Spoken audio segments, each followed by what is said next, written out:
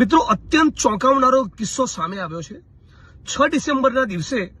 થરાદના મારા જાહેર કાર્યક્રમના મંચ ઉપરથી કાંકરેજ તાલુકાના થરા વિસ્તારની એક દીકરી જે જીઆરડીની જવાન છે, મહિલા પોલીસ કર્મી છે, અને મંચ ઉપર આવીને ફરિયાદ કરેલી કે થોડાક દિવસ પૂર્વે એક સર્જરી, એક ગાંઠના ઓપરેશન માટે એ પાટણની પ્રાઇવેટ હોસ્પિટલમાં ગઈ હતી। ત્યાં એ દીકરીની એના પરિવારજનોની જાણ બહાર એની મરજીની વિરુદ્ધ એની ગર્ભાશયની કોથળી કાઢી નાખવામાં આવી અને એનું જીવન બરબાદ કરી નાખવામાં આવ્યું। એ દીકરીએ જાહેર મંચ પરથી કહેલું કે આવનારા દિવસોમાં તાબડતોબ આ ઘટનાનો કોગ્નિઝન્સ લઈ પાટણ પોલીસ દ્વારા ગુનો દાખલ કરીને તપાસ કરવામાં ન આવી, આરોપીઓની ધરપકડ કરવામાં ન આવી, ડોક્ટર સામે કાર્યવાહી કરવામાં ન આવી તો મને આત્મવિલોપનની ફરજ પડશે। આ વિડીયો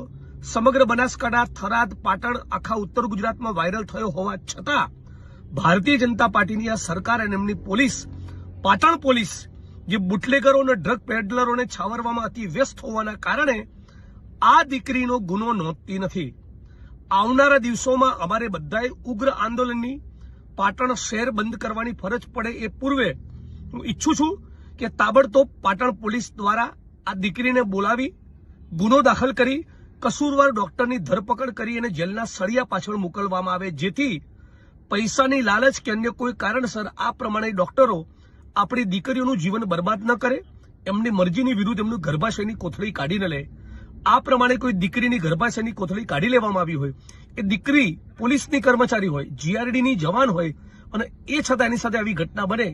આપણા રાજ્યમાં કાયદો અને વ્યવસ્થા કઈ હદે કથળી ગયા છે